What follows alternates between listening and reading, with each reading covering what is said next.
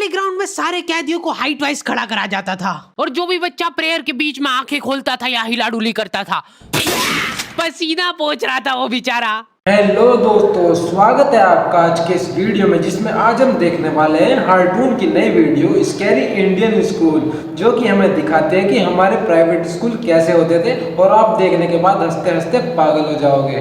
तो चलिए। So today's thought is जिनने भी फीस नहीं भरी है वो अपनी फीस भरे। भाई हर स्कूल में ऐसा ही होता है, जब कोई फीस जमा नहीं करता ना, उसका स्टेज पे नाम बोलता है, और जिसका स्टेज पे नाम बोलता है ना भाई साहब, उसकी तो बेइज्जती के हमारी हालत खराब हो जाती है, वो किसी को चेहरा दिखाने लायक नहीं रहता। हमारे स्कूल में जिन भी बच्चों की फीस नहीं भरी होती थी उनकी सामूहिक बेइज्जती होती थी, और उससे भी ज्यादा दर्द की बात यह है कि वो जो बच्चा थॉट पढ़ रहा है उसने भी फीस नहीं भरी है। उसकी खुद बेइज्जती हो रही है। स्कूल वालों ने इंटेंशनली उसको वो थॉट दिया था ताकि उसकी अंतरात्मा भी बेइज्जत फील करे। उस दिन हम सब वो तो पूरा बेइज्जत हो गया होगा कि सबको बेइज्जती कर रहा था और अपनी खुद की बेइज्जती हो गई। बच्चों को असेंबली में 2 घंटे तक खड़ा रखा था क्योंकि हमारी प्रिंसिपल मैडम ने दिन रात मेहनत करके कोई सा तो नारी शक्ति का अवार्ड खरीद लिया था। मैम आपको दिख रहा है ना सामने का राम नाम? कुत्ता मार दिया भाई इन्होंने तो।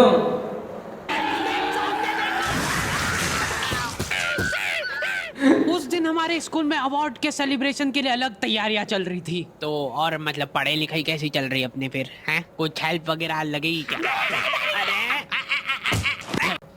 पीटी टीचर ऐसा क्यों होता है? वो लड़कियों के पीछे भागता रहता है भाई। मैम का स्केच? हाँ, हार्डी को बोला तो था। मैं स्कूल में स्केचेस का धंधा करता था, 100 रुपए प्रति स्केच, और लड़कियों का फ्री में।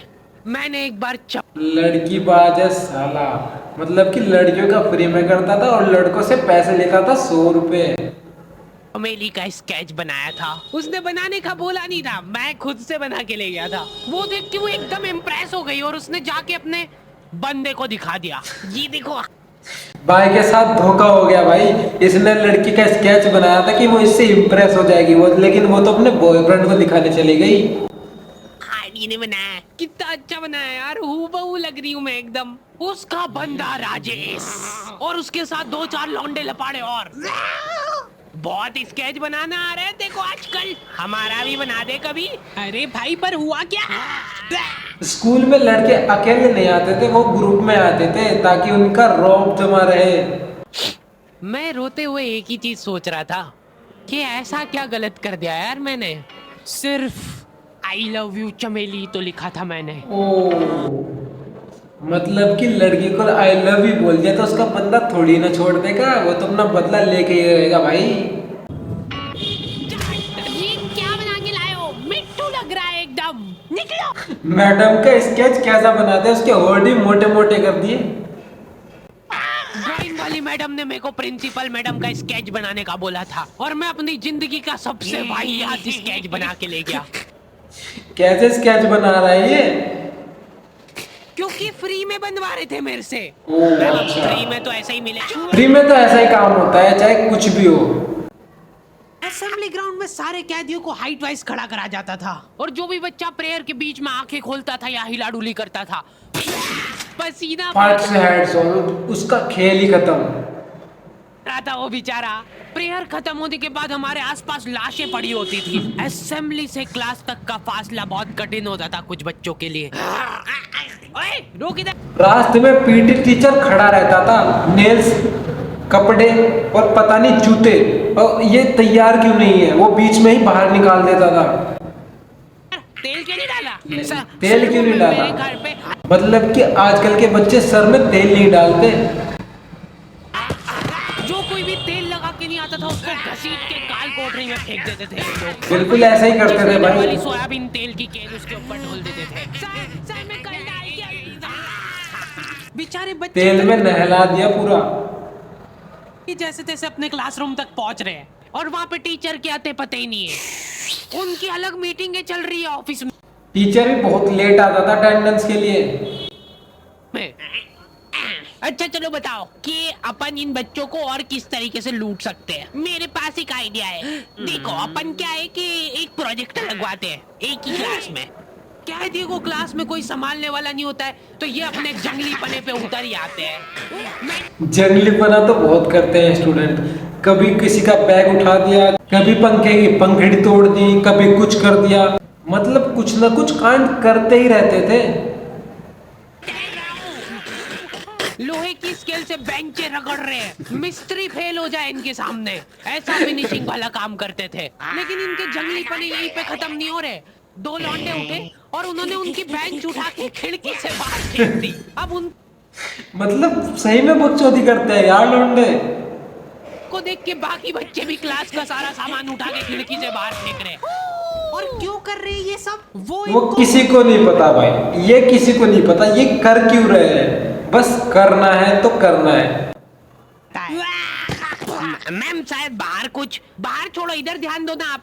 तो अपन ये जो प्रोजेक्टर लगवाएंगे इसको अपन नाम देंगे स्मार्ट क्लास। लेकिन उस स्मार्ट क्लास में स्मार्ट नाम का कुछ होता नहीं है।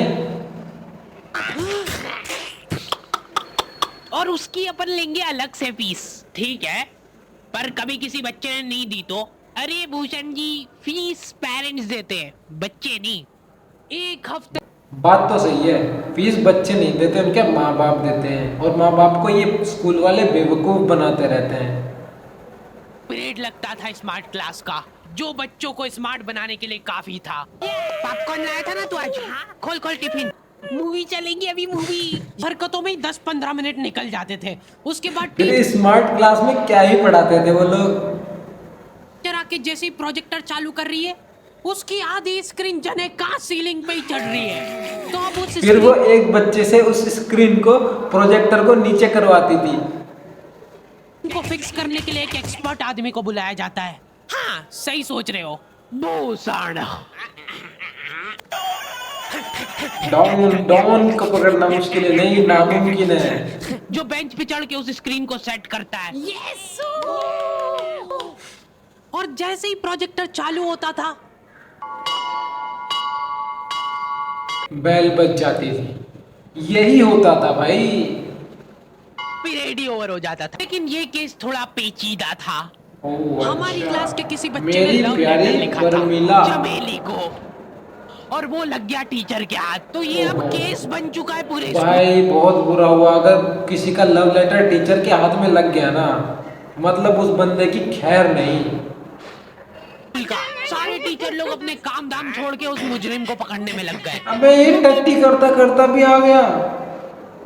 जब लीव लेके छुट्टी मनाने गए थे वो आधे रास्ते से पलट के आ गए थे।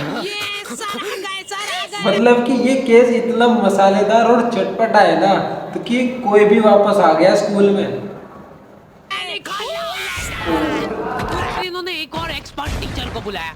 बेटा सुन लो, मैं शक्ल देख के बता देती हूँ एक बार में कि कौन है मुजरिम। लेकिन शक्ल देख के तो आप बता दोगे, लेकिन आप पता नहीं लगा पाओगे इन बच्चों से कि लिखा किसने है ये, चाहे कुछ भी हो जाए। तुम बाहर जाओ। दे बेटा क्यों लिखा है? मतलब इन्होंने लिखा नहीं है तो ये फिर भी पिट रहे हैं। अगर जिसने लिखा है वो पकड़ा गया तो ये पता नहीं क्या ही करेंगे। मैडमों को अलग चीजों की टेंशन हो रही थी। इसने चमेली में मात्रा तक गलत लगाई है। अरे इसका मतलब स्पेलिंग चेक कर रही है वो। सच बोल दे बेटा क्यों लिखा था? बस हाँ बोल, तूने लिखा था बोल। सर हाँ सर मैंने हाँ नहीं लिखा। अजीब जबरदस्ती है भाई, बिल्कुल ही। सर हमने नहीं लिखा। चुप बोल, सच सच बोल, अभी भी मौका है, बोल दे। अब खोलते हुए तेल में भी इसको नहला देंगे। मर गई आज मतलब तुमको। मुंह खोल। ऐसे तो ये कसाई मार डालेगा सारे बच्चों को। भाई करो इसको। ऐसे तो जेल के कैदी होते हैं ना, उनके साथ भी नहीं होता होगा जैसे इन बच्चों के साथ करते थे। मैं जा रही हूँ। अरे देखो अगर तुमको आपस में भी किसी पे शक हो तो तुम लोग बता सकते हो खुल के, किसी से डरने की कोई जरूरत नहीं है। इतने में राजेश उठ के बोल रहा है मैम मेरे को हार्डी पे शक है। तो पहले क्यों नहीं बताया? उसके बाद पहले बताना था ना, इतने बच्चों को पीट दिया। ये लोग मेरे को ही पकड़ अभी देखो मेरी शक्ल पता है थोड़ी सी ऐसी भोली टाइप है। बेटा सच सच बताओ तुमको किसने फंसाया है? बेटा देखो अगर किसी ने तुमको फंसाया है तो उसका नाम बताओ। डरो मत, घबरा मत, सिर्फ नाम बताओ। हाँ बेटा डरने की बिल्कुल बात नहीं है।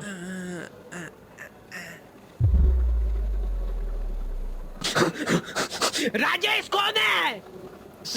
राजेश की तो मौत आ गई भाई, आज तो राजेश गया।